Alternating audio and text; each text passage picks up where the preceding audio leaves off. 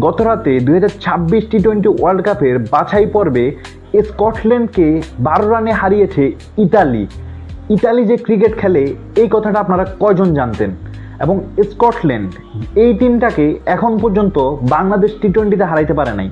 যদিও খুব বেশি ম্যাচ খেলা নাই, 4 নাকি 5টা ম্যাচ খেলছে, তবে বাংলাদেশ এই টিমটাকে হারাইতে পারে নাই। ইতালি একটা নন টেস্ট প্লেইং কান্ট্রি, যে ক্রিকেট খেলে আমরা সেটা জানি না, এই দেশটা স্কটল্যান্ডকে হারাইছে।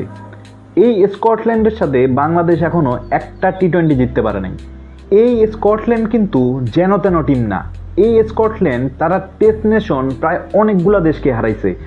একদিনের ইন্টারন্যাশনাল ম্যাচ অর্থাৎ ওডিআইতে তারা বাংলাদেশ, ওয়েস্ট ইন্ডিজ এবং জিম্বাবুয়ের মতো দলকে হারানোর কৃতিত্ব করে, এবং টি-20তে মহাশক্তিশালী ইংল্যান্ডকেও পরাজিত করার রেকর্ড আছে এই স্কটল্যান্ডের। তাছাড়াও বাংলাদেশ, ওয়েস্ট ইন্ডিজ এবং জিম্বাবুয়েকে তারা টি-20তেও হারাইছে। তার মানে স্কটল্যান্ডকে কিন্তু যেন তেন টিম ভাবার কোনো কারণই নেই। এই স্কটল্যান্ড কিন্তু নিয়মিত বিশ্বকাপে সুযোগ পায় এবং ভালো পারফরমেন্স করে দেখায়। গত বিশ্বকাপেও কিন্তু আমরা এদের সাথে হারছি। এই ক্ষেত্রে বোঝা যায় যে অন্যান্য দলগুলা যেভাবে আগায় যাচ্ছে, বাংলাদেশ ঠিক যেন আগের জায়গায় পৌঁছে যাচ্ছে।